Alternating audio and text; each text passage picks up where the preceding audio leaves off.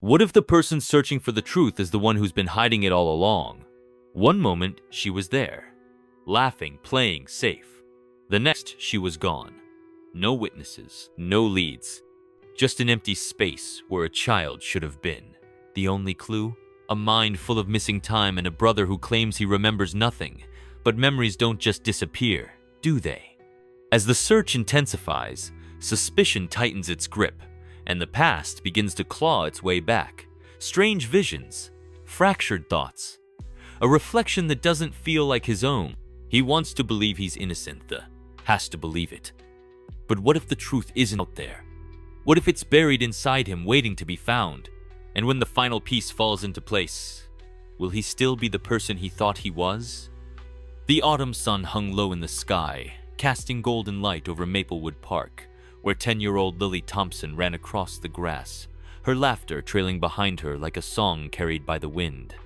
Her older brother William sat on a nearby bench, his gaze following her absent-mindedly as he scrolled through his phone, only glancing up every now and then to make sure she stayed within sight. It was a quiet afternoon, families scattered across the park, children playing on the swings and slides, the scent of fallen leaves mixing with the crisp air.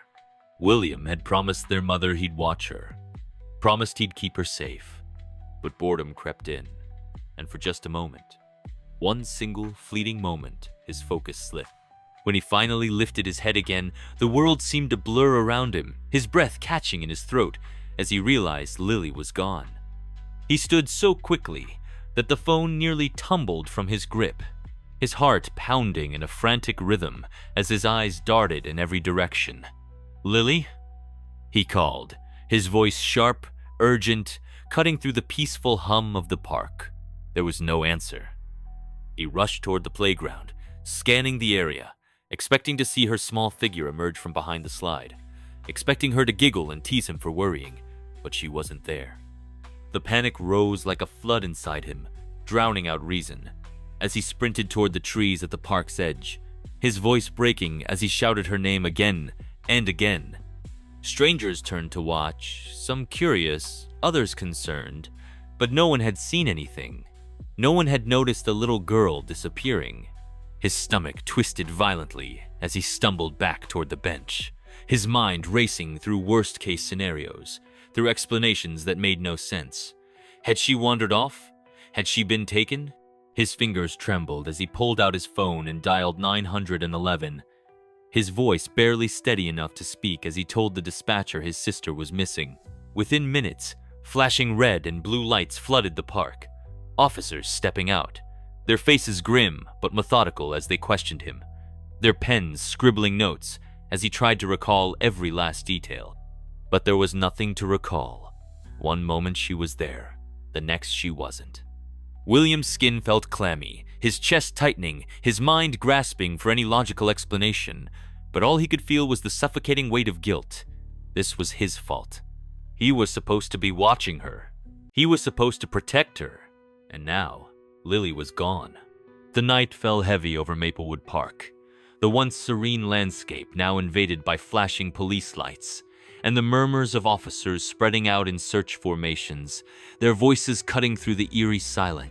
William stood frozen in the middle of the chaos, his breath shallow, his pulse a hammering force against his ribs as he tried to replay the last time he saw Lily. But his mind was a foggy mess of fear and guilt. His mother, Ann Thompson, arrived moments later, her face pale, her hair wild, her breath coming in gasps as she rushed toward him, gripping his shoulders so tightly it hurt. "Where is she, William? Where's Lily?" she demanded, desperation thick in her voice, but all he could do was shake his head, his throat too tight to form words. He wanted to tell her he had everything under control, that this was just a misunderstanding, that Lily would come running back at any moment with an innocent excuse, but the pit in his stomach told him otherwise. Officers moved swiftly, questioning parkgoers, pulling security footage from nearby businesses, calling in search dogs, but the deeper they dug, the more unsettling the situation became. No one saw anything. No one remembered a stranger lingering too close. No one recalled hearing a scream or a struggle. It was as if Lily had been plucked from existence, erased in the blink of an eye. The detective assigned to the case, a grizzled man named Detective Harris, approached William with sharp eyes that cut straight through him. "Walk me through it again," he instructed, his voice calm but firm. And William did step by step, every second of that afternoon, every detail he could scrape together. But the more he spoke, the more he felt the weight of their suspicion pressing down on him, as if they were measuring his every word, dissecting his every breath. His hands shook as he shoved them into his hoodie pocket, his mind screaming at him to remember more, to be more useful. But the truth was, he didn't know anything. And that terrified him more than anything else. As the night stretched on, volunteers gathered, flashlights bobbing in the dark as they combed through the woods, calling Lily's name into the emptiness. But with every passing hour, hope dwindled. William watched as his mother collapsed onto a park bench, her face buried in her hands, her body trembling with silent sobs. He wanted to comfort her, to promise her that everything would be okay. But how could he when the fear gnawing at his insides told him otherwise? How could he when a sickening voice in the back of his mind whispered that this was all his fault? That maybe, just maybe, he had done something unforgivable, something he couldn't even remember. The world around William felt surreal, a disjointed blur of movement, voices, and flashing lights as officers combed through Maplewood Park with dogs sniffing the ground and search parties calling out Lily's name. His mother hadn't stopped crying since she arrived, her body shaking with uncontrollable sobs, while his father, Thomas, had joined the officers, his face hardened with panic and determination. William sat on the same bench where he last saw Lily, his leg bouncing, his fingers clenching and unclenching as he tried to force himself to remember something, anything that might help. But his brain felt like static, like a radio tuned to the wrong frequency, and every time he tried to focus, his head ached. He squeezed his eyes shut, digging his nails into his palm, trying to push through the mental fog. But the only thing that came back to him was that last image of Lily running, her blonde ponytail bouncing as she giggled, her little sneakers kicking up fallen leaves. And then, nothing. Detective Harris crouched in front of him, a notepad in his hands, his deep-set eyes watching William closely. "William, I need you to go over everything again. Every single detail. I don't care how small," he said, his voice steady but edged with something unreadable. William swallowed hard, licking his dry lips as he forced himself to speak.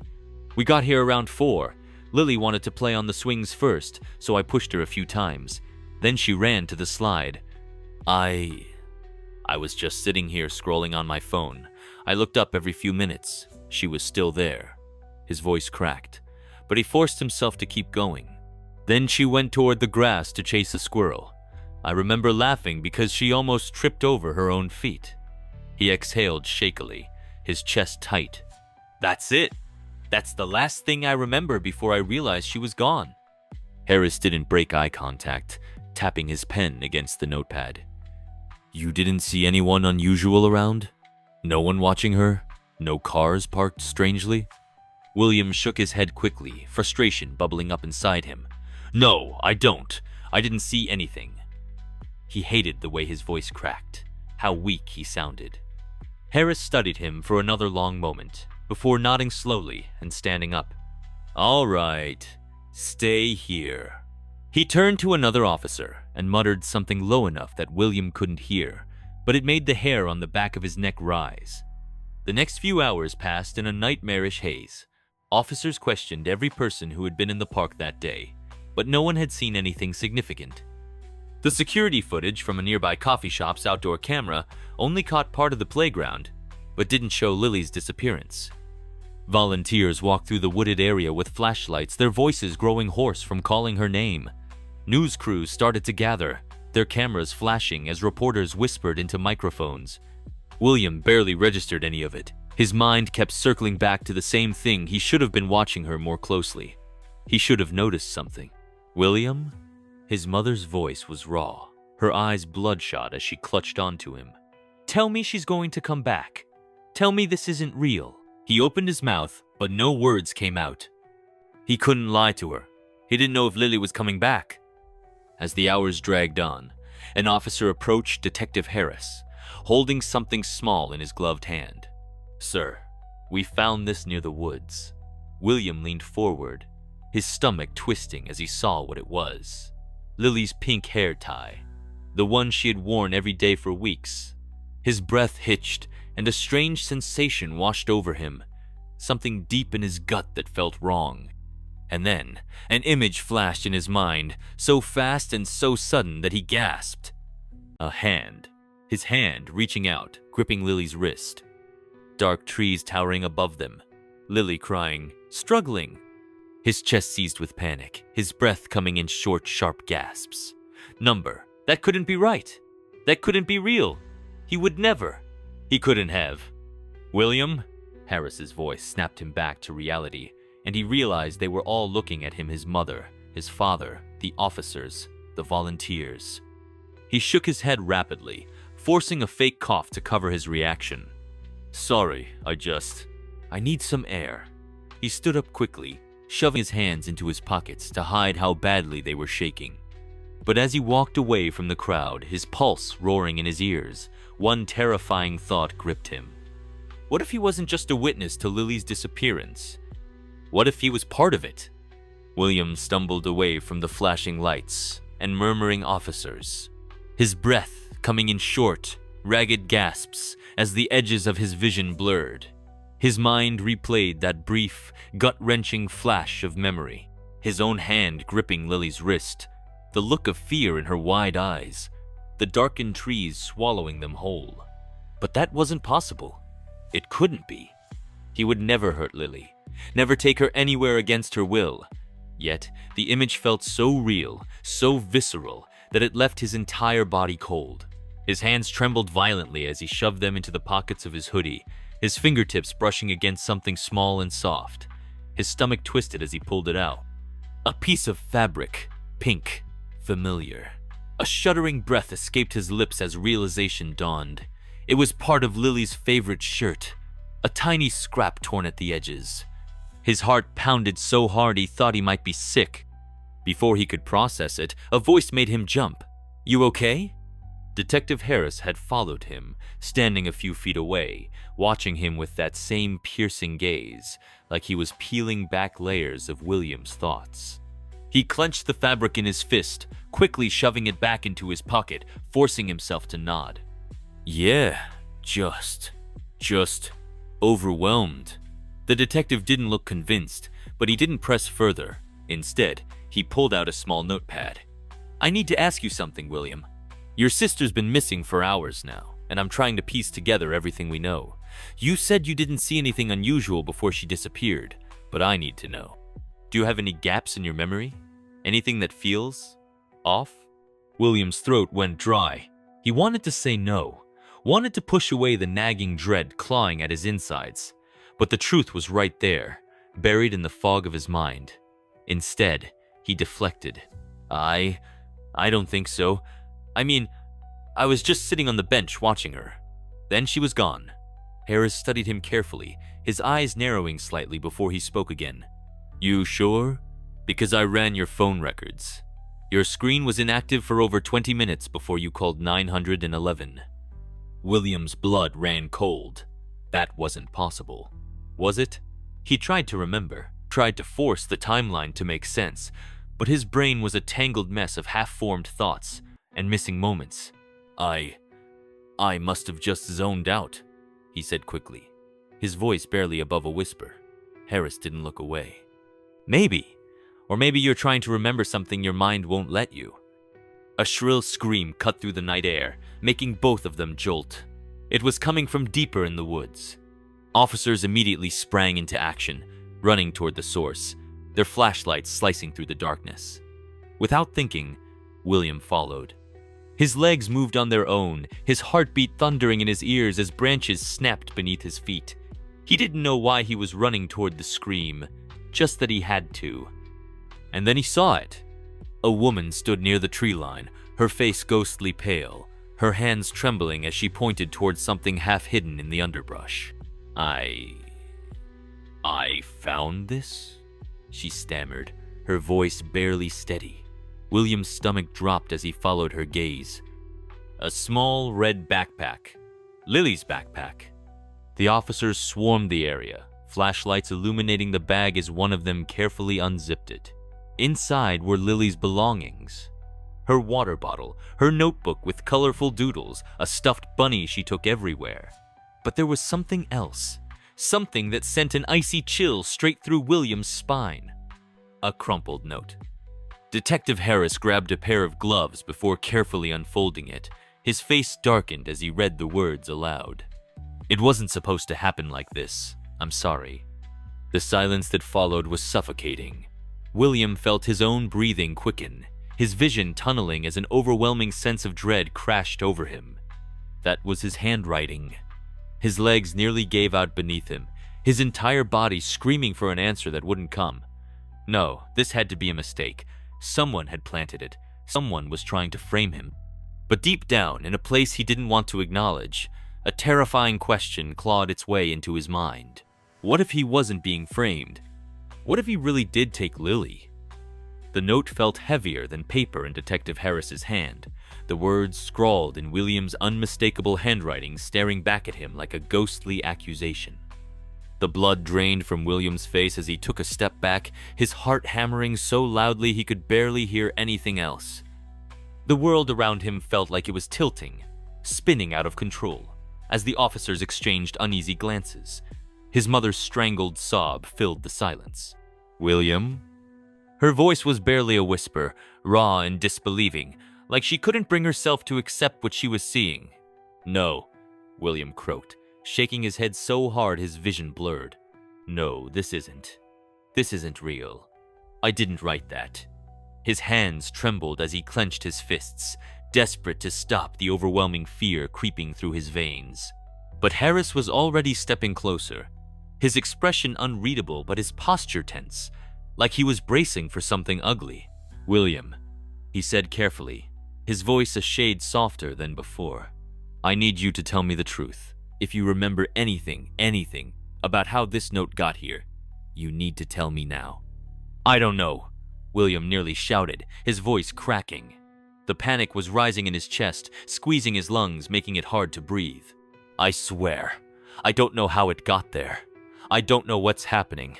I wouldn't hurt Lily. I would never." His vision swam as a sickening thought sank in. What if his mind was betraying him? What if he had done something unthinkable and buried it deep inside himself? What if the missing pieces in his memory weren't just stress or trauma, but something worse, something intentional? Harris sighed, rubbing a hand down his face before glancing at the note again. "We'll have it tested for fingerprints and DNA," he said finally, signaling for an officer to bag it as evidence. But there was something in his tone, something unspoken, that made William's stomach churn. They were already doubting him. They were already looking at him like a suspect. Then, as if the universe was intent on pushing him deeper into hell, another officer jogged up from the tree line, his face pale. "Detective," he said, slightly out of breath. "You need to see this." They led the group a few yards deeper into the woods, where the dirt and fallen leaves had been disturbed as if someone had been dragged. William felt the cold grip of dread coil around him as his eyes followed the disrupted earth. And then he saw them. Footprints. 2 sets. One smaller, one larger. His heart clenched violently. The smaller ones, Lily's, were erratic, uneven, like she had been struggling. The larger ones, they matched his own shoes. A sharp, involuntary breath left his lungs, and he stumbled back. "No," he whispered, but his voice was lost in the crushing weight of the evidence staring back at him. His mother gasped, stepping away from him like he was a stranger, her hands pressed to her mouth. His father, who had been silent until now, finally spoke, his voice eerily calm, but the rage underneath it was unmistakable. "Tell me, William," he said, his jaw clenched so tight it looked painful. "Tell me you didn't do this." William turned to him, shaking his head so violently his whole body trembled. "I didn't. I don't." His voice broke. "I don't remember." That was the worst part. He wasn't sure if he was lying. Detective Harris exhaled sharply, giving a signal to one of the officers. We need to take William down to the station for questioning. William's breath caught. Number wait. But the officers were already moving. Before he could say another word, a firm hand gripped his wrist, cold metal clicking around it. Handcuffs. The finality of it made his stomach lurch. He was no longer just a concerned brother. He was now their prime suspect. The ride to the police station was suffocating. William sat in the back of the squad car, his hands cuffed in his lap, his pulse thudding in his ears as he stared at the darkened streets through the window. The town he had lived in his entire life suddenly felt foreign, like he was seeing it through the eyes of a stranger. The weight of the cuffs around his wrists was nothing compared to the crushing sense of dread in his chest. His mind kept cycling through the same terrifying questions. What if they're right? What if I did take Lily? But no matter how hard he tried to recall, his memory remained an unforgiving void. Detective Harris sat in the passenger seat up front, flipping through his notepad, occasionally glancing at William through the rearview mirror.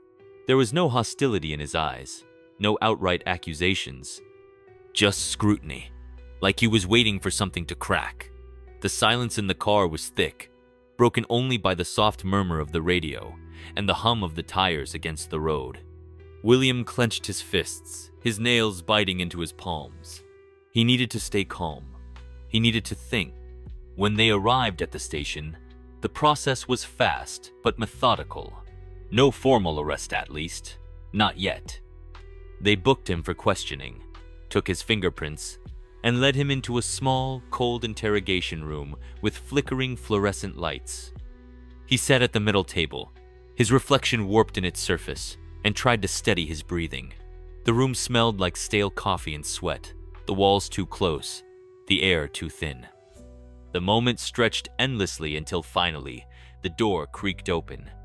Detective Harris entered, placing a case file on the table before taking a seat across from him. He leaned forward, lacing his fingers together. "William," he started, his tone measured, almost gentle. "I need you to help me understand what's happening." William swallowed, his throat dry. "I don't know what's happening," he said, his voice hoarse. "I don't remember anything past seeing Lily in the park." Harris studied him, tapping his fingers against the table. "You're sure about that?" He opened the file, flipping through the pages before pulling out the note, the one found in Lily's backpack. "Because this is your handwriting, William. And those footprints in the woods, they match the shoes you're wearing right now." He paused, letting the weight of his words settle. "This isn't looking good for you, son." Panic flared in William's chest, hot and suffocating. "I didn't write that note. I don't know how it got there." His voice cracked, frustration spilling out of him. He clenched his fists on the table, trying to steady himself. "I don't remember going into the woods. I don't remember anything." Harris exhaled slowly, leaning back in his chair. "That's what worries me," he admitted. "Memory gaps like that. They don't just happen. Not without a reason." William froze. "What do you mean?" Harris didn't answer right away. Instead, he flipped through the case file again and pulled out another piece of paper. "Medical records. Your school counselor mentioned you had therapy sessions a few years ago," he said. "Something about blackouts, episodes where you'd lose chunks of time." William stiffened. His stomach churned violently. "That was years ago," he muttered. It was just stress. It stopped." Harris gave him a knowing look. "Are you sure?" A sickening doubt curled in William's gut. Because, deep down, he wasn't sure. He had always chalked it up to stress, to exhaustion, to bad sleep. But what if it had never really gone away? What if it had just been lurking beneath the surface, waiting for the worst possible moment to resurface? What if Lily was missing because of him? The thought made him dizzy, made his stomach twist into knots. He pressed his hands to his temples, trying to force his brain to work, to dig through the fog, but nothing came. Just static. Just fear. Harris watched him carefully. "Look, William," he said, his voice softer now. "If something happened, if you did take Lily somewhere but you didn't mean to, or you don't remember." "I didn't," William snapped, his voice sharp and raw. "I didn't take her. I don't know what's happening to me, but I..." He cut himself off, inhaling shakily. I need to talk to my parents. Harris studied him for a moment longer before nodding. All right. But William, he tapped the note again, I need you to think, really think, about why you might have written this. William's gaze dropped to the paper, his own handwriting staring back at him like a taunt.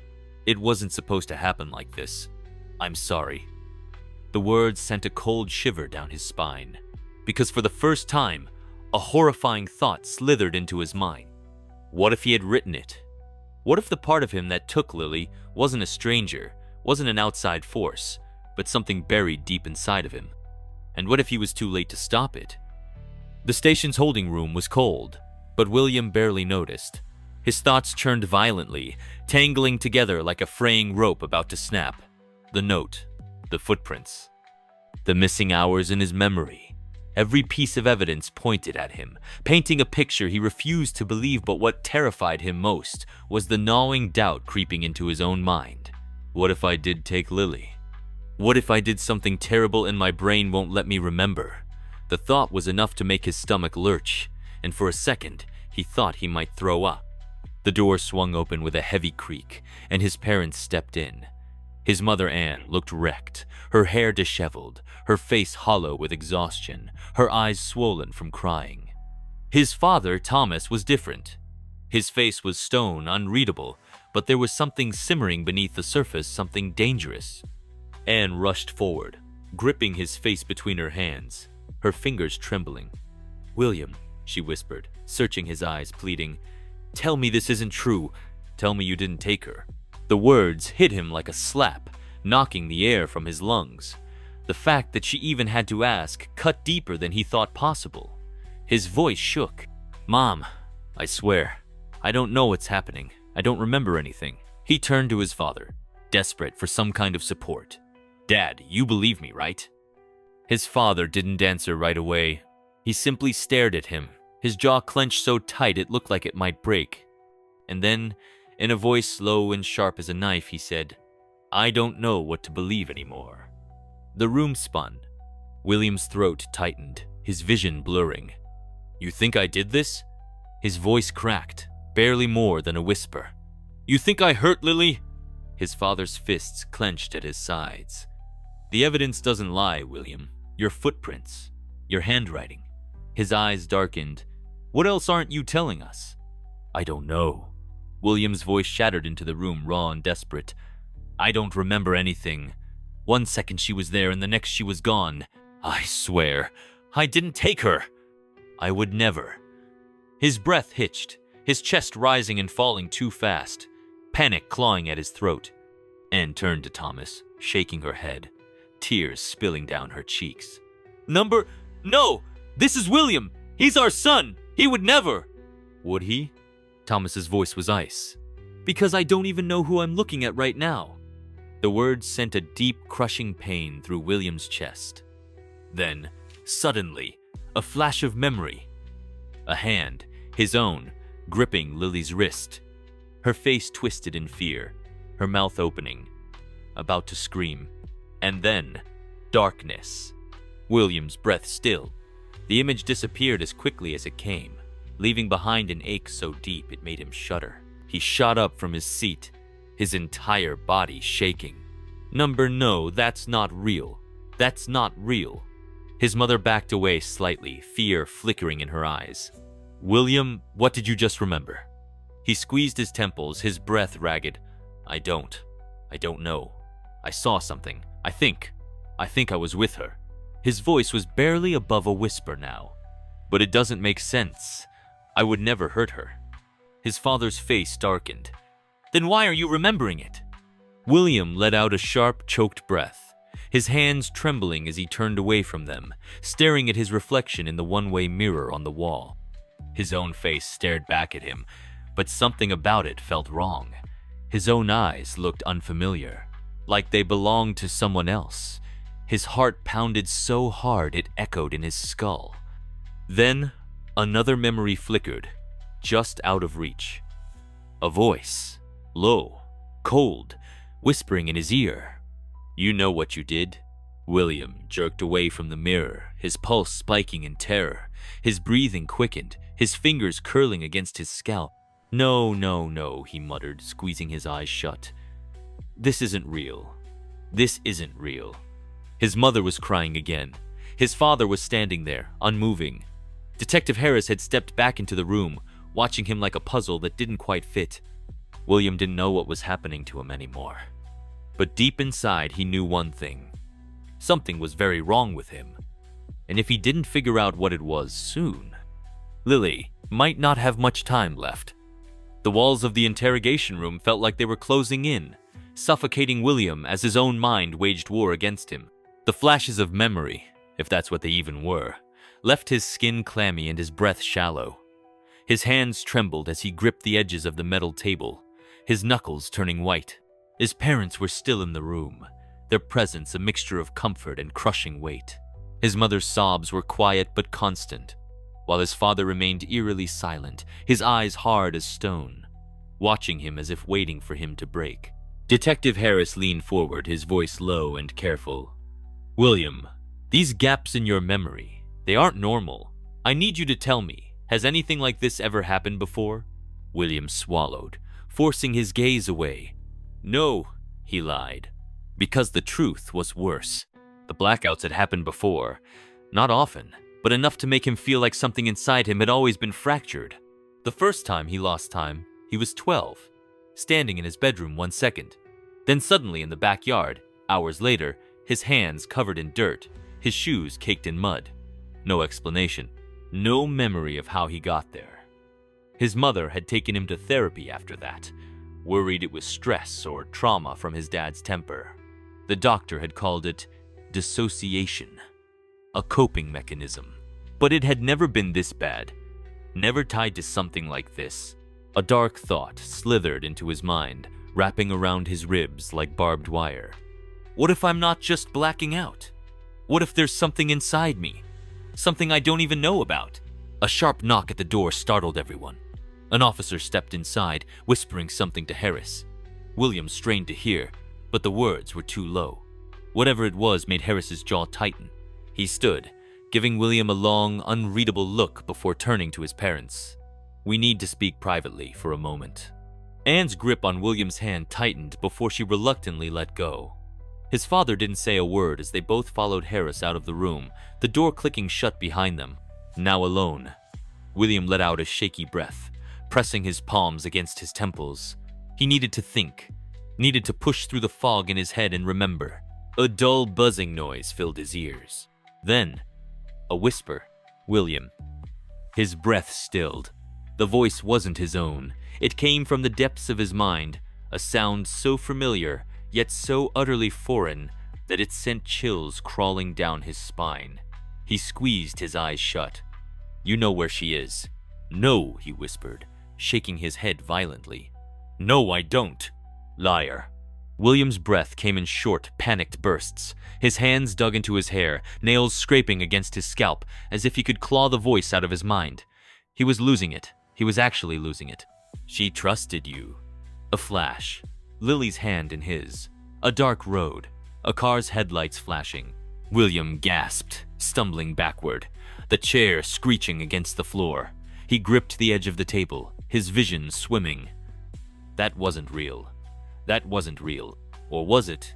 The door swung open suddenly, slamming against the wall. William jerked his head up, his chest still rising and falling too fast. His mother stood there, her face ashen, her eyes wide with something between fear and disbelief. His father was behind her, his face unreadable like he was made of stone. But it was Detective Harris who spoke, his voice sharp, cutting through the air like a blade. "We found a security camera near the edge of the park," he said.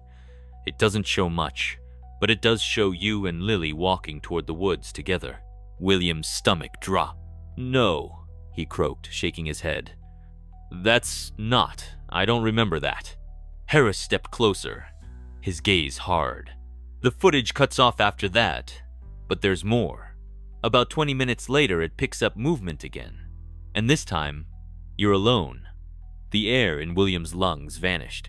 His mother made a choked sound, her hands covering her mouth, his father's fists clenched at his sides. William felt like he was drowning. "I didn't." His voice barely worked. "I don't remember." Harris's stare bore into him. "Then it's time you start trying, William, because right now, you're the last person seen with Lily before she vanished. And unless you can tell us where she is, we have every reason to believe you're the one who made her disappear." The room was spinning. The walls felt too close, the air too thin. William could feel his mother's eyes burning into him, hear her ragged breathing, feel the sheer weight of his father's silent judgment pressing down on him like an anvil. Detective Harris's words kept replaying in his head, each syllable a hammer striking against his skull. "You were the last person seen with Lily. You walked into the woods with her, and you came out alone." "No," he whispered, shaking his head as his nails dug into the metal table. "That's not possible." His mind was a battlefield, his thoughts colliding like shattered glass. He tried, really tried, to force his brain to remember, to rewind time in his head and see himself taking Lily toward the trees. But nothing came, only fragments, the flash of her hand in his, the sensation of running, a scream, high-pitched, terrified, echoing in the back of his mind. His stomach twisted violently. "I wouldn't hurt her," he said, his voice hoarse. "I swear to God I wouldn't." His mother's hands trembled as she reached out for him, her touch feather-light against his arm. "William, please," she begged, her voice barely above a whisper. "If you know something, anything, tell us. We can fix this. We can bring her home." Tears pricked at his eyes, hot and unforgiving. "Mom, I don't know," he choked out. "I don't remember." Detective Harris exhaled sharply, rubbing a hand down his face. "William, listen to me." His voice was steadier now, measured, but it still carried the weight of authority. "These memory gaps, the blackouts, they're not normal. Something is causing them. I need you to think. Has anything like this ever happened to you before?" William hesitated. His throat closed up. The flashes of lost time, the moments where he woke up in a place he didn't remember going to, his hands covered in dirt, his head pounding, his body sore. And then, the voice, the whisper in his mind, "You know where she is." A violent shudder racked his body. He swallowed hard. "I don't know. I mean, I've had moments before where I lost time, but never like this." His breath hitched. "Never where someone got hurt." Harris exchanged a glance with his father, something silent and knowing passing between them. "William, I need you to be honest with me," he said carefully. "Do you think there's a chance you might have done something to Lily?" His whole body recoiled, a guttural no bursting from his lips before he could even process the question. "I would never," he gasped, his vision blurring. "She's my sister." But the doubt was already in the air, thick and suffocating. His father's gaze darkened. His mother wiped a trembling hand across her lip. And William was starting to wonder if they were right to doubt him, because the cracks in his mind were widening, and something was clawing its way out. They let him go that night, but it wasn't freedom. It was an illusion, a leash. Harris told him not to leave town, not to contact anyone outside his family, not to interfere with the investigation. His parents drove him home in silence, the air so thick with unspoken words it made William's skin crawl. When they pulled into the driveway, his father got out first, slamming the door behind him. His mother sat there for a long moment, her hands gripping the steering wheel, her knuckles white. She finally turned to him, her voice brittle. "I want to believe you," she whispered, "but I don't know how." William opened his mouth, but nothing came out. She got out of the car before he could find the words. Inside, the house felt colder than it ever had before. The warmth that once existed, the laughter, the noise, the simple comfort of being a family was gone. Every shadow felt sharper, every creak in the walls a whisper of something unseen. William made his way upstairs to his bedroom, closing the door behind him, locking it out of pure instinct. He stood in front of the mirror above his dresser, staring at his own reflection. His eyes looked wrong, not like his own, like something lurking behind them, something waiting. "You know what you did." His stomach lurched. He stumbled back from the mirror, his breath ragged. "No," he whispered. "No, I don't." But the voice in his head only laughed. And this time, it didn't sound like a stranger. It sounded like him. William barely slept. Every time he closed his eyes, images flickered through his mind. Lily's frightened face, the darkness of the woods, the feeling of running, the sound of something, or someone, breathing too close behind him. But worst of all was the voice, the one that slithered into his mind like a snake, tightening around his thoughts. "You know where she is." By the time morning came, he felt hollow, like his soul had been carved out and replaced with something else, something foreign, something wrong. He avoided his parents at breakfast. His mother barely looked at him, and his father didn't look at him at all. The house was filled with an unbearable silence, one that made William's skin crawl. It felt like he was already a ghost, a living shadow of something they had lost. His phone buzzed suddenly, breaking the silence. A text message. Unknown number. "I know what you did." William's breath hitched. His fingers trembled as he gripped the phone, his heart hammering against his ribs. Who the hell was this? Before he could respond, another message popped up. Unknown number. "Meet me at the abandoned train yard. Midnight. No cops. Or Lily dies." The world tilted beneath him. His breath came in short, panicked gasps. His fingers tightened around the phone so hard, his knuckles turned white. This wasn't happening. This couldn't be happening. He swallowed hard, forcing himself to think. If someone had Lily, then that meant he hadn't taken her. He wasn't the one who hurt her. He wasn't the monster they thought he was. But then, why was the voice in his head still whispering? "Are you sure?" His stomach lurched. He had no choice. He had to go. That night, he slipped out of the house, careful not to make a sound. His parents' room was dark, but he could hear the faint murmur of the television playing in the background. He moved quickly, shoving his phone into his pocket, adrenaline flooding his veins as he stepped into the cold night air. The train yard was a graveyard of rusted metal and abandoned tracks, covered in graffiti and forgotten memories. The air smelled of oil and decay, and the only sound was the distant hoot of an owl somewhere in the trees. William's pulse pounded in his ears as he stepped between the towering train cars, searching the shadows. Then, a voice cut through the silence. "I was starting to think you wouldn't show." William spun around, his breath catching. A figure stepped out of the darkness, half hidden by the flickering light of a broken street lamp, and William's blood ran cold. Because the person standing in front of him was himself. Same face, same clothes, same terrified expression. William staggered back, his mind reeling. "What the?"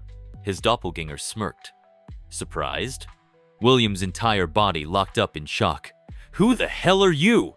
The other, William tilted his head, eyes gleaming with something dark. "Isn't it obvious?" he whispered. "I'm you." Then, in a voice that sent ice-cold terror straight into William's veins, he added, "And I know exactly where Lily is." William's lungs felt like they had collapsed. His own reflection stood in front of him, twisted into something almost human but not quite right. The street lamp's weak glow flickered against his face, but there was something wrong with the eyes. Too dark, too deep, like staring into a bottomless void. "No," William whispered, shaking his head. "This isn't real." His double smirked. "Then why are you here?" William's heartbeat pounded against his skull, his breath coming in short gasps. He forced himself to step forward, his fists clenched so tightly his nails dug into his palms. "Where's Lily?" he demanded. "If you know, then tell me." The doppelganger, the thing wearing his skin, tilted its head, amused. "Oh, William," it purred mockingly. "You don't get it, do you?" A chilling laugh escaped its lips. His lips, before it took a slow step closer. "You already know where she is." The words sliced through him like a knife. William staggered back. His body was shaking, his mind screaming for him to run, but he was frozen. "That's not true," he rasped. I don't remember." His double smirk widened. its lips curling in a way that didn't look human. "Oh, you do," it whispered. "You just don't want to." Then, it lunged. A cold, inhuman force slammed into William's chest, sending him flying backward into a rusted train car. His head cracked against the metal, and white-hot pain exploded in his skull. He gasped, struggling to get up, but his limbs felt heavy, like something was dragging him down. The world blurred, twisted, his vision fracturing like a broken mirror, and suddenly, he was somewhere else. No train yard, no cold air. He was standing in a forest. The trees stretched endlessly around him, black and skeletal, their branches curling like claws against a sky that pulsed an unnatural shade of red. The ground beneath him wasn't dirt, but shadows, writhing and shifting as if alive. The air was thick with whispers, voices murmuring words he couldn't understand. And then, he heard it. A soft whimper. William turned, his breath catching in his throat. There, just beyond the trees, was Lily. She was sitting on the ground, her knees pulled to her chest, her face streaked with tears. She was real. She was alive. "Lily!" William gasped, stumbling forward. His heart felt like it was about to explode. Her wide, terrified eyes snapped up to meet his. "William?" Her voice trembled. "Is it really you?" "I'm here," he choked out. "I'm going to get you out of here." But before he could reach her, something dark slithered between them. The shadows twisted, shifting into a figure, a shape, and then .it was him again. The doppelganger, its void black eyes gleaming, standing between him and his sister. "You can't save her," it murmured, voice like poison. "She belongs to me now." William's hands curled into fists, rage boiling beneath his skin. "Who are you?" he spat. "What do you want?" The thing smiled, slow and menacing. "I told you," it whispered, leaning closer. "I'm you." Then, before William could react, it reached down and grabbed Lily by the wrist. She screamed, "No!" William lunged, but his body was suddenly yanked backward, as if invisible hands were dragging him into the void. His muscles burned, his mind reeled, and then, darkness. Everything shattered. William's eyes snapped open. He was back in his bedroom. He sat up so fast he nearly fell out of bed, his body drenched in sweat, his hands trembling violently. His breath came in sharp, ragged gasps. His heart slammed against his ribs like it was trying to break free. A dream. It had to be a dream, a nightmare. But when he looked down, his fingernails were caked with dirt, and on his wrist was a fresh bruise in the shape of a handprint. A child's handprint. Lily's. William let out a choked gasp, his entire body shaking, because now he knew the truth. Lily wasn't just missing. She was trapped in a world that shouldn't exist. And the only way to save her was to face the monster wearing his face. William sat frozen in his bed, staring at the bruise on his wrist. His heartbeat pounded against his ribs like a war drum, his breath coming in short, panicked gasps. His fingernails were lined with dirt. Real dirt. His sheets were damp with sweat, his head still spinning from the impossible place he had just escaped from. But was it really a dream? The throbbing in his wrist told him otherwise. Somewhere out there, Lily was still trapped, and his own reflection was keeping her prisoner. He shoved back the sheets and stumbled to his feet, his legs unsteady beneath him. His room was exactly the same as he had left it before sneaking out to the train yard. The digital clock on his nightstand blinked 3:33 a.m., casting an eerie red glow across the room. The house was silent, but it felt too silent. Like the air was holding its breath, waiting for something to break. He crept to his dresser mirror, hesitating before looking into it. His reflection stared back at him, wide-eyed, pale, disheveled. But nothing wrong. No twisted smirk. No void black eyes. Just him. He exhaled shakily. Maybe it was just a nightmare. Maybe the stress, the fear, the doubt. It was all getting to him. Maybe he was losing his mind. But then, tap. William's heart nearly stopped. The sound came from inside the mirror. Tap, tap. like fingernails against glass. His breath hitched, his body stiffening as a crack formed in the center of the reflection. Thin at first, like a hairline fracture, but then spreading, splintering outward in jagged veins. And then, his reflection moved. Not a normal movement, not like a reflection. It stepped forward, closer. But William hadn't moved.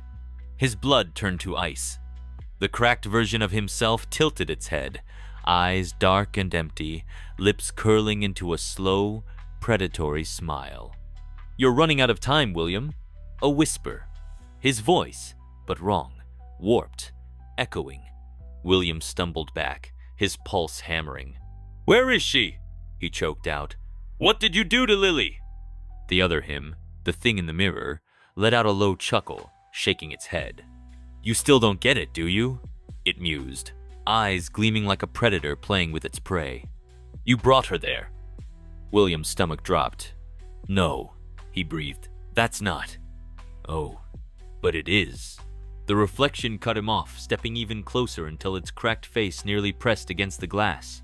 The fractures in the mirror widened, pulsed like something alive. "You've always been the doorway, William. And now, it's open." The whisper slithered into his bones, curling around his spine. "The longer she stays," it continued, "the harder it will be for her to leave." William clenched his fists, his whole body trembling with a mixture of rage and fear. "Let her go." The reflection smirked. "Come and take her." Then the glass shattered. A force slammed into William's chest, sending him sprawling backward onto the floor. A deafening rush of wind howled through the room, pulling at his clothes, rattling the walls, sucking the oxygen from the air. He gasped, clawing at the floor as the mirror pulsed with a sickly, unnatural glow. And then, the floor vanished beneath him. William didn't have time to scream. 1 second he was in his bedroom, the next he was falling. Darkness swallowed him whole, weightless and endless, pulling him through something that didn't feel like space, didn't feel like time. It was nothing and everything at once, rushing past his ears like a violent storm. Shapes flickered around him, shadowy figures with gnarled fingers, twisted mouths whispering things he couldn't understand. Whispers that scraped against his skin, curling into his mind like smoke. Then, light. Blinding, burning light. And suddenly, he hit the ground. The impact knocked the air from his lungs, sending pain shooting up his spine. He groaned, coughing as he rolled onto his hands and knees, dirt and leaves crunching beneath his palms. Dirt. Not his bedroom, not his world. The trees loomed above him, black and unnatural, their branches reaching like skeletal fingers toward a sky that pulsed a deep, hellish red. The air was thick with mist, the scent of decay and something metallic clinging to his senses. The shadows moved, not like normal darkness, but like living things slithering between the trees. He was here, wherever here was. A rustling sound made his heart lurch. He snapped his head up and saw her. Lily. She was huddled near the base of a twisted tree, her small frame trembling, her face streaked with dirt and tears. Her clothes were torn, her hair a mess, but she was alive. "Lily!" William choked, scrambling to his feet. He ran to her, his pulse hammering. Her head jerked up, her eyes widening in shock. "William?" Her voice cracked. "Is it really you?" "It's me," he gasped, dropping to his knees in front of her. He reached out, but she flinched, his heart clenched. "Lily, it's okay. I'm getting you out of here." She shook her head violently, tears spilling from her eyes. "No," she whispered. "You can't." William frowned. "Lily, Then, a cold, familiar voice slithered through the trees. "Ah, you made it." William's blood turned to ice. He turned slowly, dread coiling in his gut. And there it was. The other him, standing just beyond the mist. A shadowed smile stretched across its lips. Its eyes gleamed in the red light. Dark, bottomless pits of nothing. And in its hand was a knife. dripping. William's stomach twisted violently. "Lily," he whispered, gripping her arm. "Run." The doppelganger tilted its head, amusement flickering across its twisted features. "You can't run from yourself, William." Then it stepped forward, and the world around them shuddered. The air around them shifted, thick with something ancient and malevolent. The trees groaned, their twisted branches reaching down as if watching. The mist slithered across the ground like living veins, pulsing with a sickly glow. But William didn't care about any of that. His entire body was locked on himself. The doppelganger, his shadow, his monster, stood just beyond the mist, that twisted smirk carved into his lips.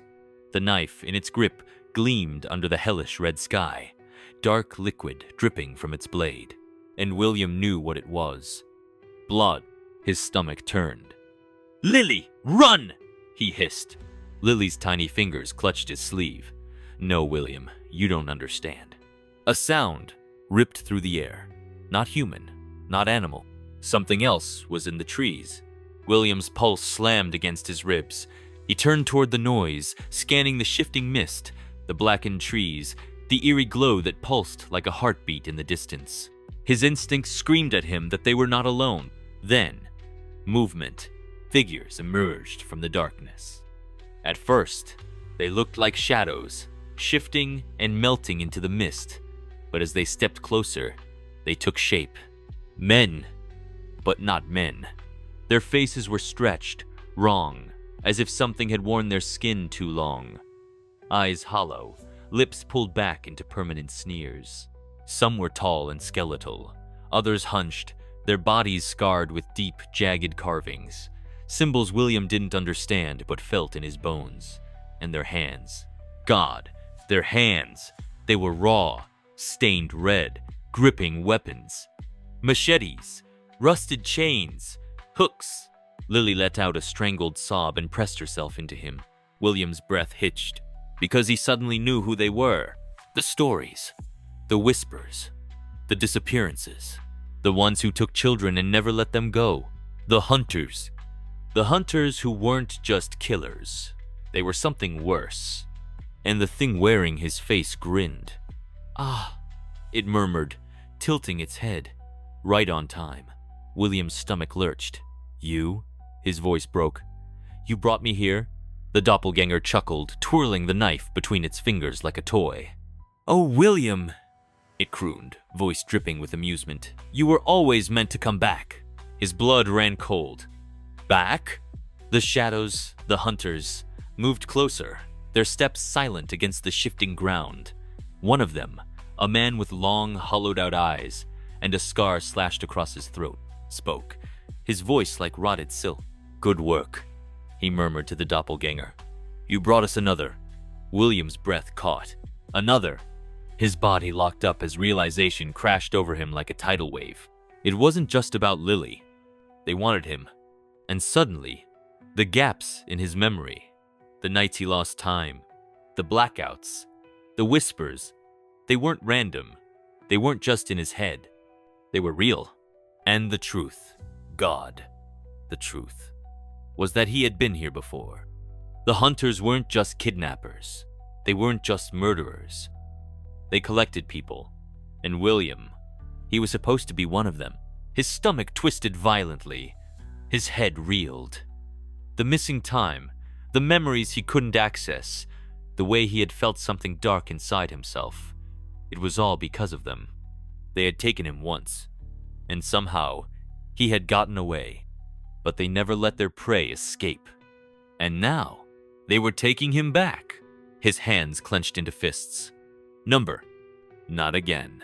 Lily was trembling against him, her breath coming in short, terrified gasps. If he didn't move now, if he didn't act, she was going to disappear forever. He turned sharply, grabbed her shoulders. "Lily," he whispered. "When I say run, you run. Don't stop. Don't look back." Tears ran down her face, but she nodded. William turned back to his other self. The thing that had been leading him toward this moment all along. The thing that wanted him to surrender.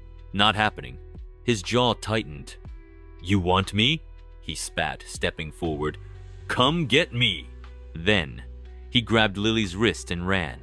A roar tore through the air behind them, a chorus of voices, inhuman, hungry, shrieking through the trees. The mist exploded as the hunters surged forward, the ground shaking beneath their feet. The world itself seemed to bend, the trees twisting, closing in, trying to trap them. William yanked Lily forward, sprinting faster than he had ever run in his life. His lungs burned, his vision blurred, but he didn't stop. He couldn't. Behind them, the shadows chased. The thing wearing his face laughed. And somewhere in the distance, beyond the cursed woods, beyond the veil that separated this nightmare from the real world, William swore he saw something. A light. A way out. But reaching it would mean surviving the darkness first. William's breath burned in his lungs as he dragged Lily through the twisted forest, the air thick with the scent of decay and something worse. The ground beneath them pulsed, alive and shifting, making every step feel unstable. Behind them, the hunters moved fast, their bodies unnaturally fluid, their weapons glinting in the blood-red glow of the sky. Lily stumbled, her small legs struggling to keep up, but William didn't let go. He couldn't. If he did, she was gone. "Keep running!" he shouted, his voice barely audible over the monstrous screeches and rustling behind them. A tree up ahead lurched, its bark twisting, as if trying to reach for them. William yanked Lily to the side just in time, barely avoiding the gnarled branches that slammed down where they had been just seconds ago. His pulse was a war drum in his ears. The world around them wasn't just alive, it was against them. A deep, guttural voice boomed from the darkness behind them. "You can't run from what you are, William." The thing wearing his face. William clenched his jaw, pushing himself harder. "Lily, we need to find an opening." "There," she gasped, pointing ahead. Through the haze of red mist, a flickering light cut through the darkness, a break in the cursed woods. Hope blared in his chest. If they could just get through, if they could reach that light, they might have a chance. But the moment the thought crossed his mind, a force slammed into his back. William crashed to the ground, the impact forcing the air from his lungs. He barely registered the sharp crack of his head against the dirt before hands. Cold, clawed hands gripped his ankles and dragged him back into the shadows. "William!" Lily screamed. He thrashed violently, kicking out, his fingers clawing at the ground as the hunters pulled him into the writhing blackness. The twisted faces above him leered, their hollow eyes drinking in his terror. "You were ours first," one of them hissed. "You should never have left." William's heart pounded. No! He wasn't theirs! He wasn't going back! He sucked in a deep breath, twisted his body, and kicked hard. His foot connected with one of the hunter's faces, cracking bone. The creature howled, loosening its grip just enough for William to break free. He scrambled to his feet, turning sharply, but his double was already there. It stood between him and Lily, that knowing smirk plastered on its too familiar face.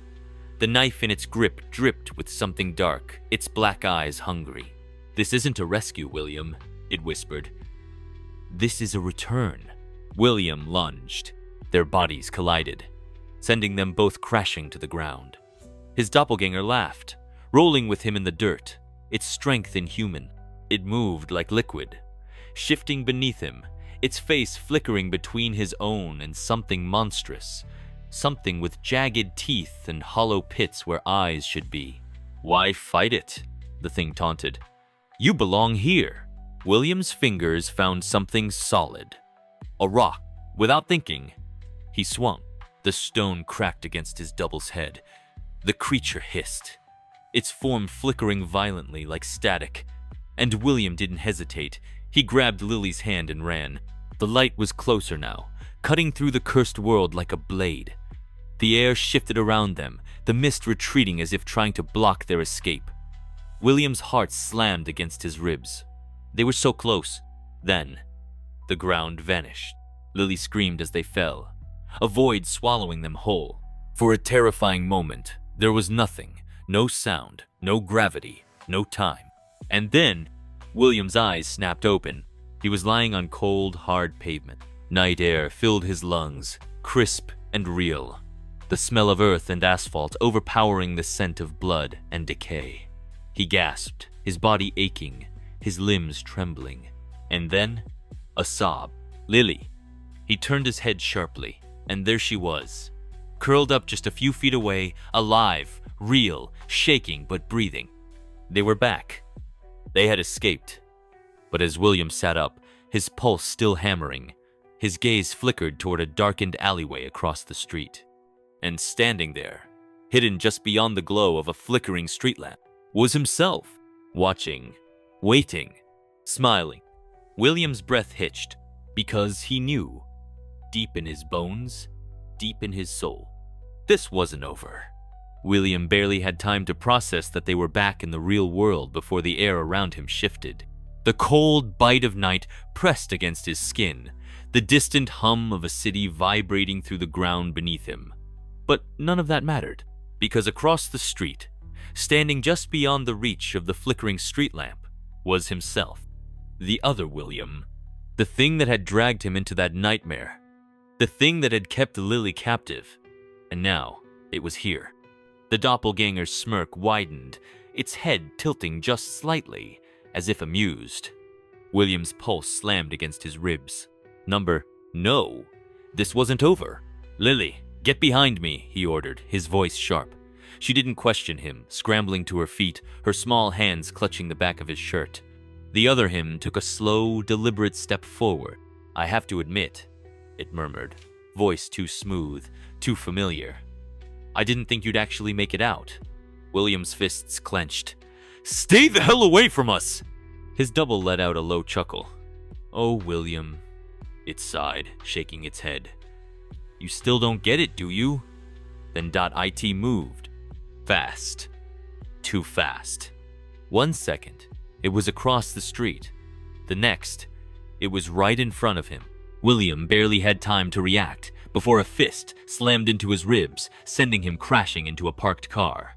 Pain exploded through his body as he hit the pavement, gasping. Lily screamed. William pushed through the pain, forcing himself up just as the doppelganger lunged again. This time for Lily. No. Adrenaline ignited in William's veins, and he moved. Faster than he thought possible, he grabbed a metal trash can lid from the sidewalk and swung it like a shield. Crack! The impact sent the doppelganger stumbling backward, its smirk faltering for the first time. William didn't hesitate. He grabbed Lily's hand and ran. The city streets blurred around them as they sprinted, his heartbeat pounding like a war drum. The night was alive with neon lights, car horns, and the distant buzz of life.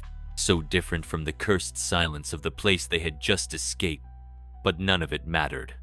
Because behind them, moving too fast, too wrong, was the thing that wore his skin. William weaved through alleyways, jumped over garbage bins, dodged past startled pedestrians. Lily kept up as best she could, her breaths ragged, her fingers digging into his. A train horn blared in the distance. The subway.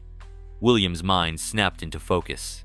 If they could get underground, get into the tunnels, maybe they could lose it. Maybe. He yanked Lily toward the entrance, their feet pounding against the pavement as they raced down the stairs. The moment they hit the platform, William's stomach dropped. The last train was already pulling away. No, no, no, he gasped, yanking Lily toward the edge. His eyes darted to the other side of the tracks, a darkened maintenance door. He made a split-second decision. Lily, we have to cross. She hesitated, her breath coming in terrified gasps. But a sharp hiss echoed from the stairs. William turned and saw himself standing at the entrance. The doppelganger's head tilted, that horrible smile never fading. Game over. William grabbed Lily and jumped onto the tracks. The electrified rail was just inches away, buzzing with deadly energy, but he forced himself to ignore it. One wrong step, and they were dead. Lily was crying, but she followed. They reached the other side, just as the thing dropped down onto the tracks after them. William shoved the maintenance door open and pushed Lily through just as the doppelganger lunged. Slam! William threw his weight against the door, locking it just in time. Heavy pounding shook the metal behind him, and then silence. William collapsed to the ground, gasping for air. Lily curled into him, shaking. For a moment, all he could hear was their breathing. Then Lily spoke, voice small and broken. "Is it gone?" William swallowed, pressing his forehead against the cold metal. "No," he whispered, because deep in his bones he knew this wasn't over. Not yet.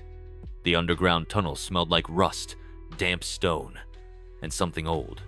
The walls were lined with flickering fluorescent lights that barely pushed back the suffocating darkness. William pressed his back against the cold metal door, his heart still hammering as he listened. Silence. The thing wearing his skin had stopped pounding on the door, but that didn't mean it was gone. Lily clung to his side, her small body trembling. "William, is it going to find us?" He didn't answer. He didn't know how to answer. Instead, he took her hand. "We need to keep moving." They pushed forward, deeper into the maintenance tunnels. The walls were covered in grime, the flickering lights above them buzzing like dying insects. The further they went, the colder it became, the air thickening, pressing against them like unseen hands. And then, a whisper, not behind them, not ahead, inside his mind. "You think running will save you?" William stiffened. His breath hitched, his grip on Lily's hand tightening. "You've already lost." His pulse spiked, his vision blurred for half a second. His feet nearly stumbled over the uneven floor. And suddenly, he wasn't in the tunnel anymore. He was somewhere else. A black void stretched around him, endless, timeless. No walls, no sky, just an abyss of shifting shadows, rippling like water. And in the center, a table. Old, wooden, stained with something dark. And sitting at that table was himself. The doppelganger leaned forward, resting its elbows on the table, its blackened eyes gleaming with something almost playful. "Welcome back," it murmured. William's hands curled into fists. "Where the hell am I?" The other him smiled. "Inside." The shadows moved. William's stomach twisted. "No," he breathed. "You're in my head?" The reflection let out a slow chuckle. "Not just in your head," it said. "I am you, William." William's pulse pounded.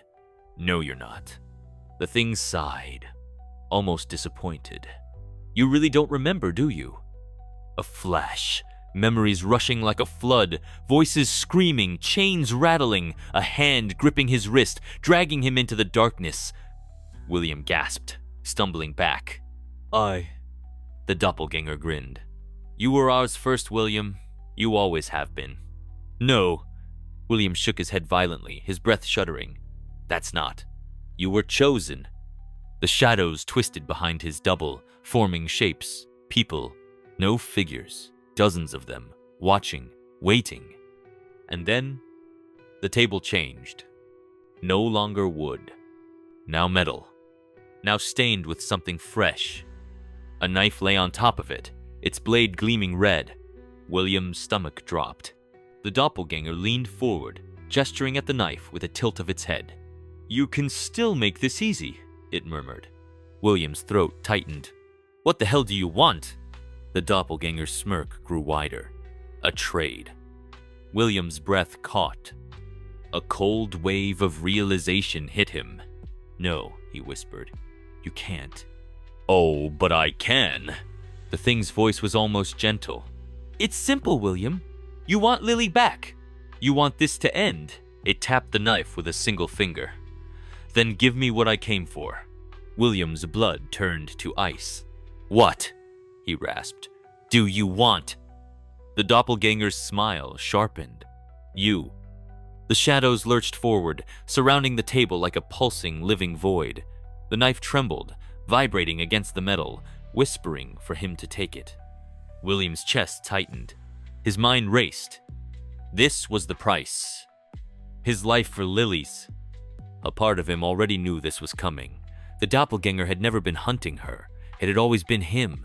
"Make the deal," the reflection whispered, its voice curling around him like smoke. "Let me in," and she walks free. William's heart pounded against his ribs. This was it. The moment of choice. but something inside him fought back. A voice that wasn't the doppelganger's. A voice that was his own. "You're lying." The other William's smirk faltered. And that's when William knew. This wasn't a deal. This was a trap. If he took that knife, if he surrendered, it wouldn't end. It would take him, and it would still keep Lily. He was never meant to leave this table. William's rage ignited. "I am not yours," he snarled. And then he lunged for the knife. Not to give in, but to fight back. William's body jerked violently, his vision snapping back into focus. The tunnel, the dim lights, the damp air. Lily was shaking him. "William, what's wrong?" "You!" William gasped, his body still trembling, his hands clenched so tightly his nails drew blood from his palm. But he was still here. And the doppelganger? Gone. For now. William swallowed hard, gripping Lily's shoulders.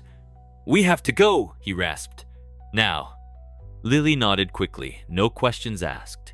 William turned, but froze. Because standing at the end of the tunnel, watching them, was a man. Not a shadow, not a monster. A real person. His skin was pale, his face lined with scars. He wore dark clothes, his hands tucked into his pockets. But his eyes were the same as the hunter's.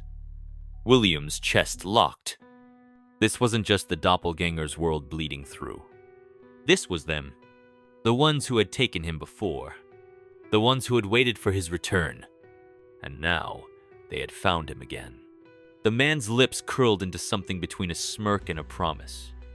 Then he lifted his hand and motioned for them to come closer. William's blood turned to ice. The man at the end of the tunnel stood motionless, his body barely visible beneath the flickering, dying fluorescent lights. But his eyes, those hollow, dark voids, were locked onto William with an unnatural stillness, like a predator waiting for its prey to move. Then he beckoned. A slow, deliberate motion. "Come closer." William's breath hitched. Every instinct in his body screamed run. But they were trapped. Behind them was only the sealed maintenance door, the one blocking them from the doppelganger, and whatever thing still lurked on the other side. In front of them was him. A man. But not just a man. A hunter. The ones who took children, who stole them from the world, erased them, broke them into something less than human. And they had come for him. Lily clutched his arm, her fingers digging into his skin. "William," she whimpered. "What do we do?" William swallowed hard. His brain raced, searching for a way out, for anything that wouldn't end with them in the hands of this thing wearing human skin. The man tilted his head slightly, his lips curling into a mocking smile. "William," he murmured, his voice smooth, sickly polite. "It's been a long time." William stiffened. He knew his name. He knew who he was. William's chest tightened, his pulse slamming against his ribs.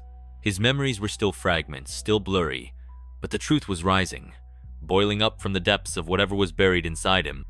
This wasn't the first time they had met, and it wasn't the first time they had taken him. William forced himself to keep his voice steady. "Who are you?" The man's smile widened. "You don't remember?" William's stomach twisted. That was the problem. He didn't. And that made this so much worse. The hunter took a step forward, his boots scraping against the concrete. The tunnel seemed to darken around him, like the light itself was recoiling from his presence. "You got away from us once," the man murmured. "That was unfortunate. But I knew you'd come back. They always do." Lily let out a small whimper, pressing closer to William. William's hands shook. He clenched them into fists, forcing himself to focus, to push past the fear clawing at his chest. "I didn't come back," he said, his voice tight. "You dragged me here." The hunter chuckled softly, shaking his head. "No, William, you opened the door." His breath caught. That wasn't true. Was it? His memories, the missing pieces, began shifting, rearranging themselves in his head like puzzle pieces snapping into place. He saw flashes. A hand gripping his wrist. A darkened room, cold air against his skin. Voices, low and murmuring. Chanting. And then, pain. A scar on his wrist, one he never understood, one he had forgotten. William's heart stopped. He looked down at his arm, and suddenly he saw it. The faint, jagged scar, almost erased, hidden beneath years of healing. But it was there. A mark. A brand. A pact. A deal he had made. And then it hit him like a freight train. The reason for the blackouts. The missing memories. They had taken him once. But he hadn't escaped. He had bargained. For what? He didn't know. But it had cost him something.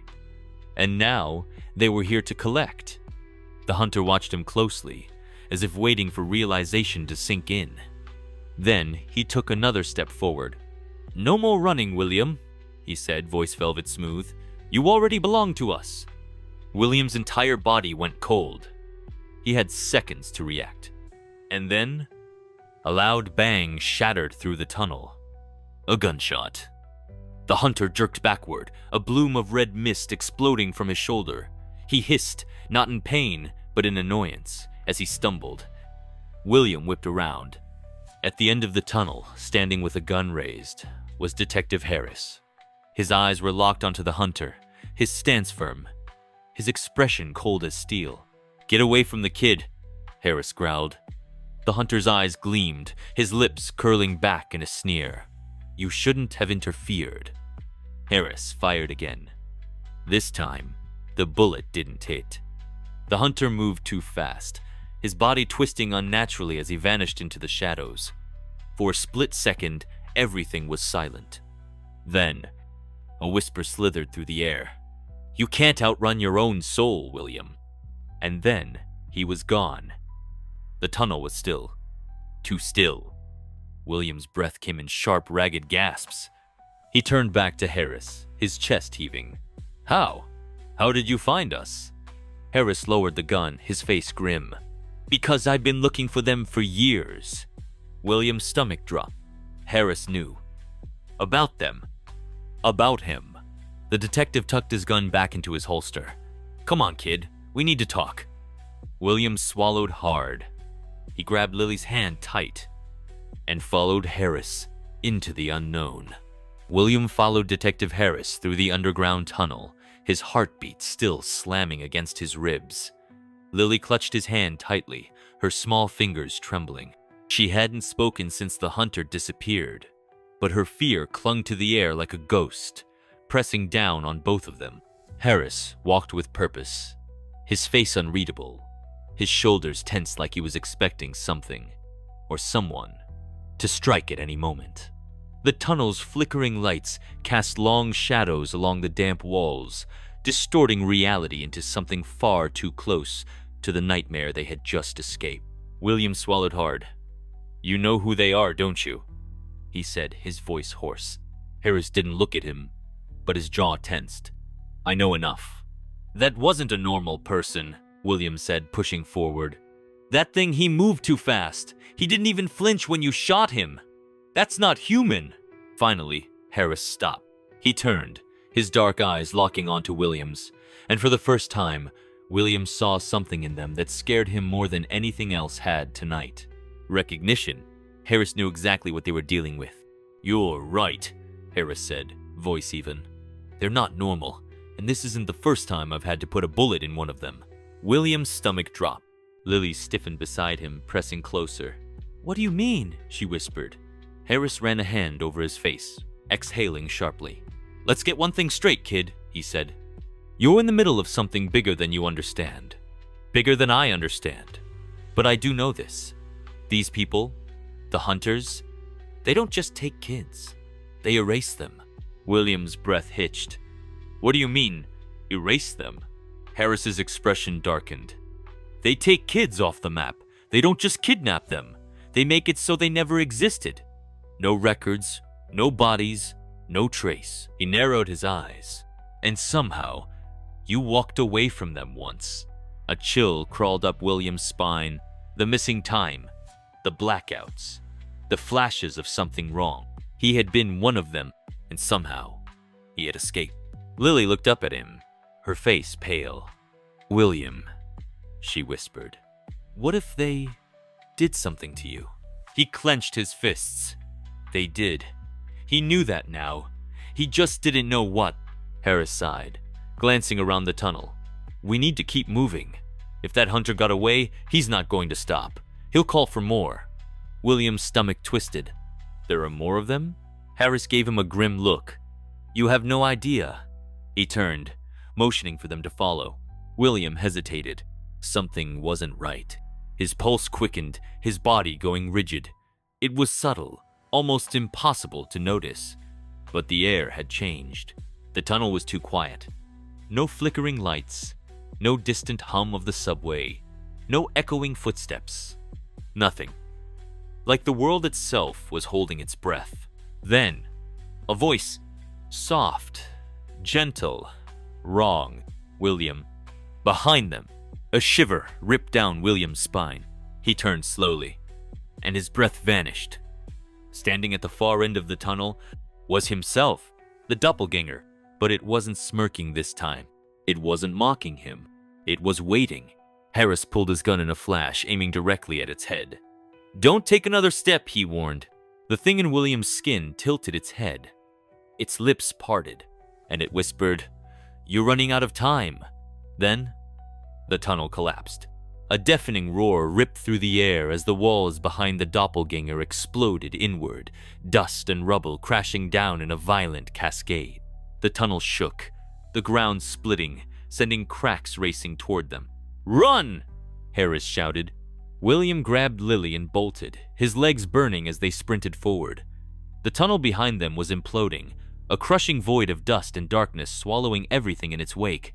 The air thickened, something wrong pressing against his skin, like the world itself was folding inward. The doppelganger wasn't chasing them.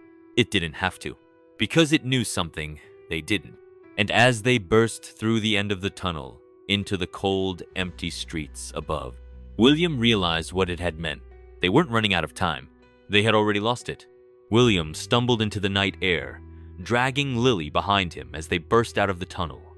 His lungs burned, his muscles screaming in protest. Detective Harris was right beside them, his gun still drawn, his eyes darting around the empty streets like he was expecting an ambush. But there was nothing.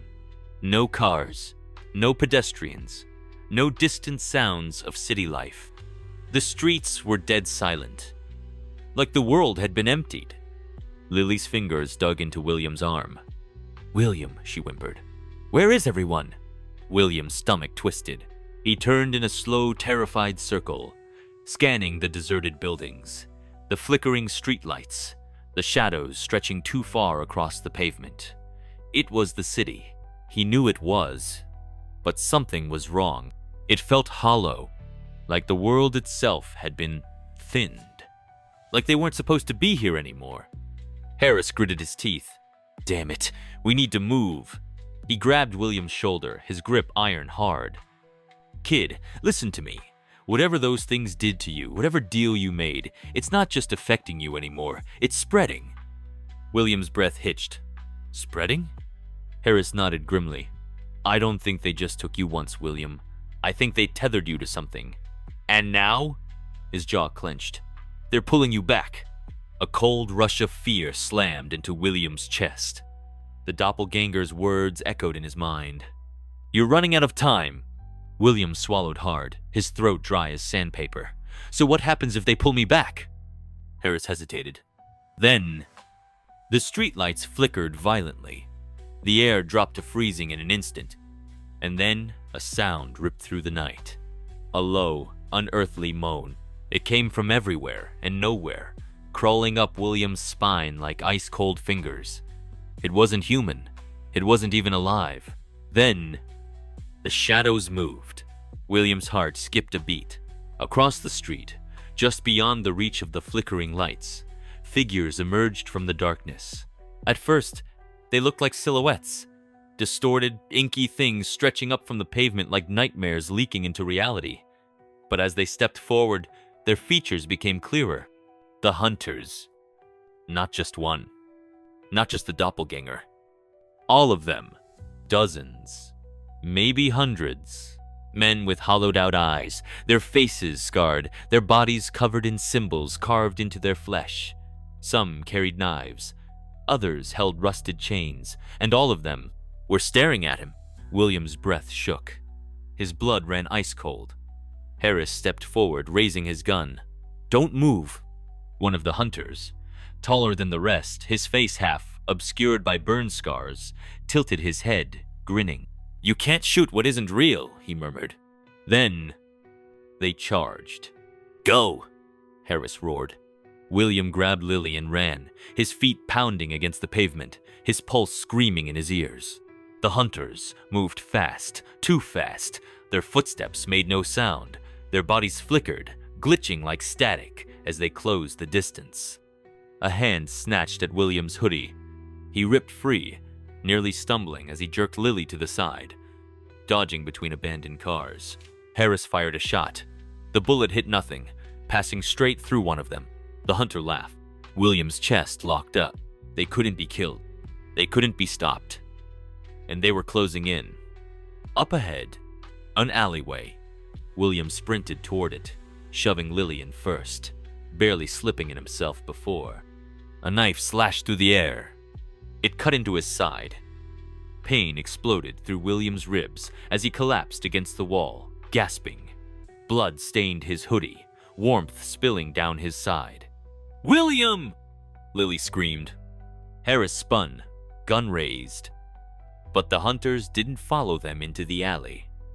They stopped at the entrance, watching, waiting. Then, the air behind William shimmered. A cold, sickening pull gripped his chest. He turned, and his blood went cold. At the end of the alley, the wall was gone. In its place, a hole in reality. A rift. Darkness swirled inside it, pulsing like a heartbeat, and deep within it, something moved. William staggered back, his wound burning, his breath ragged. He knew what this was. The way back. Their world. The hunters didn't need to catch him. They just needed to push him over the edge. His pulse spiked. "Harris!" "I see it!" Harris snapped, his eyes locked on the shifting tier in reality. He grabbed William's shoulder, holding him steady. But the doppelganger's voice slithered through the air. Soft, sweet. "Come home, William." William whipped around, and there he was, standing in the mouth of the alley, perfectly still. His other self, blackened eyes, the same smirk, the same calm, patient certainty. "You belong with us," the doppelganger whispered. William felt it now. The pull, like an invisible thread tying him to the darkness behind him. The hunters weren't the real enemy. This was. His other self, the one who had made the deal. The one who had always been waiting for him to come back. William's hands shook. Lily's voice was raw with terror. "William, please, don't listen to him." The rift pulsed. The world flickered. He was being dragged in. He had seconds to decide. Stay and fight for his life, or fall into the abyss. His vision blurred. His body leaned toward the darkness. Then, a gunshot, and everything snapped. The gunshot tore through the alley, the sound echoing like a crack in the sky. William's body jerked not from pain, but from the sheer force of the moment. His mind snapped back into reality. The hypnotic pull of the rift shattered like broken glass. The doppelganger stumbled back, its blackened eyes flickering, a hole punched straight through its chest. Harris didn't hesitate. He grabbed William by the collar, yanking him away from the swirling void behind him. "Move!" the detective shouted. But the rift didn't disappear. It pulsed harder, expanding, the ground beneath it cracking as if it was trying to consume the alleyway. The hunters at the alley's entrance grinned, their faces stretching too wide, their hollow eyes drinking in the chaos. William's chest heaved as he staggered back, clutching his bleeding side. His double was still standing, still alive, despite the gunshot wound. It tilted its head, a slow, unnatural motion before flashing that smirk. "Bullets don't stop me, detective," it murmured. Then, it lunged forward. William barely had time to react. 1 second, he was standing. The next, his doppelganger's cold fingers were wrapped around his throat. The world spun, and before he could fight back, he was dragged toward the rift. A horrifying force sucked the air from his lungs, his body weightless, the edges of reality peeling away like paper burning at the seams. The void behind him rippled, hungry, the voices of the hunters whispering in his ears. "Come back, come back, come back." "Number." William gritted his teeth. Not this time. With every ounce of strength left in his body, he jerked his knee up, slamming it into his double stomach. The doppelganger staggered, its grip loosening just enough for William to twist free. Then, he grabbed onto something solid. Harris. The detective had lunged forward, his hand clasped around William's wrist just as the rift pulled harder, the gravitational force threatening to tear him away. Harris's face was straining with effort, his grip like iron. "I got you, kid. You're not going back." Lily's screams filled the alley. William clawed his way forward, his fingers digging into the pavement, his bleeding side burning like fire. The rift howled behind him, the doppelganger's voice whispering, taunting, "You can't escape yourself." William's heart slammed in his chest. Then, he saw it. The mark on his wrist. The scar he had never questioned.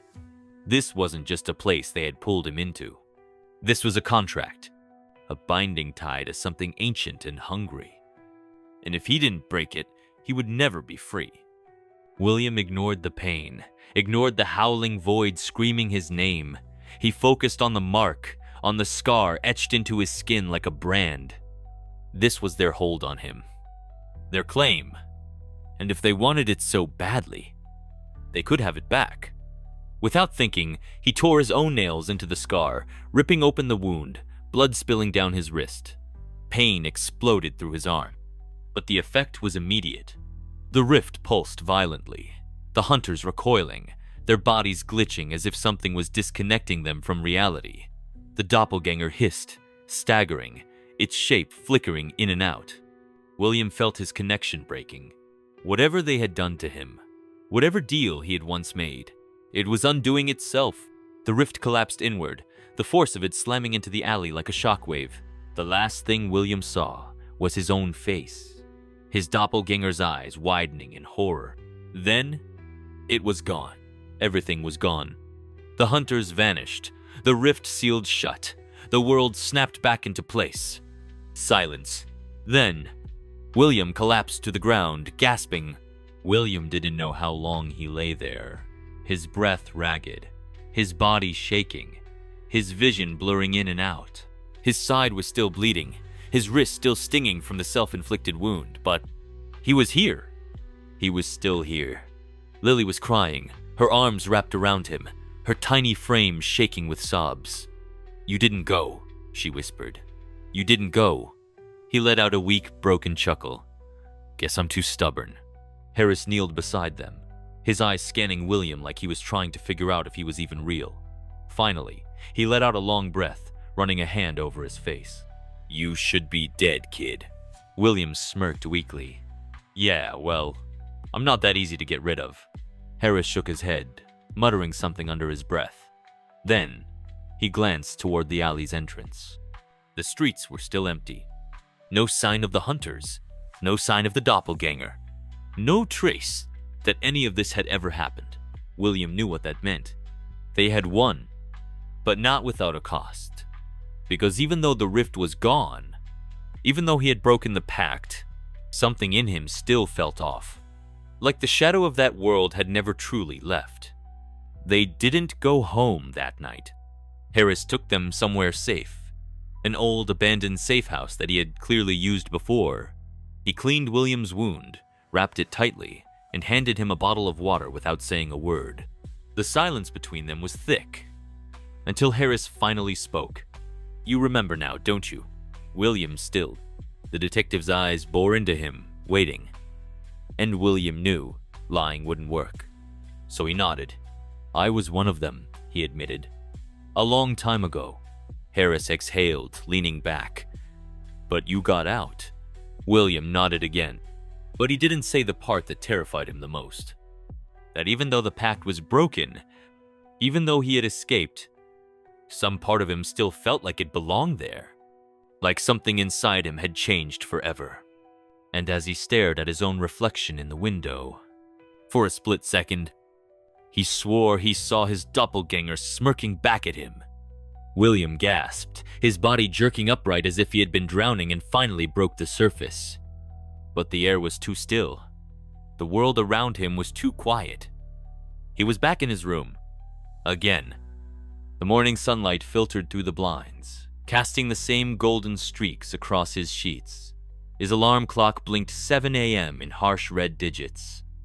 Just like before, William's hands trembled as he touched his side. No wound, no pain, no blood. He swallowed hard and looked at his wrist. No mark, no scar, nothing. But his mind was screaming at him. Something is wrong. He pushed the blankets off and stood up slowly, his heartbeat thundering in his ears. His entire body felt off. Like his skin didn't quite fit right, like something inside him was out of sync with the rest of the world. He forced himself to take a deep breath. It had to be a dream. Some twisted nightmare his mind had thrown at him, warping reality into something horrifying. That was the only explanation. Except, if it was a dream, why did it feel like he had already woken up once before? His hands curled into fists. Focus. He had to focus. He reached for his phone on the nightstand. 7 a.m. He flicked it on. No notifications. His heart pounded. If this was real, if this was his normal life, then where was Lily? He shoved open his bedroom door, stepping into the hallway. Silence. Too much silence. The house should have been alive. His parents talking in the kitchen, Lily watching cartoons, the smell of breakfast lingering in the air. But there was nothing. Just empty space. He moved cautiously toward Lily's room, his pulse hammering in his throat. The door was ajar. He pushed it open. The bed was made. The room was spotless. Too spotless. Like no one had slept there. Like no one had ever lived there. A deep, chilling sensation crawled up his spine. His hands trembled as he stepped back. His own memories felt hazy now. Had she even been here at all? No. No. That was insane. Lily was real. She had to be real. But then, where was she? He turned away from her room too fast, his breath shallow, his mind racing. Think, think, think. The kitchen. Maybe his parents were in the kitchen. Maybe Lily had already gone somewhere. Maybe this was all... William froze mid-step. There was something wrong with the walls. The family photos hanging in the hallway, they were different. He stepped closer, his throat tightening. The pictures showed him, his parents, vacations, Christmas mornings, birthday parties. But Lily wasn't in any of them. It was as if she had been erased from every memory. William's breath caught in his throat. His head spun. His fingers shook as he reached for one of the frames, his mind screaming at him that this was impossible. His hands locked up. Because in one of the photos, he saw himself, standing in the park, alone. The same park where Lily had disappeared. The date on the picture was the same day she went missing. But she wasn't there. Only him. His lungs burned, his vision blurring. This wasn't possible. This wasn't real. A sharp whisper slithered through the air behind him. You know what happened to her, William. His entire body locked up. Slowly, he turned, and there standing at the end of the hallway was himself, the other him, smiling, eyes dark, unblinking. You just don't want to remember. Then, the house collapsed into darkness. William's stomach dropped as the world around him fractured.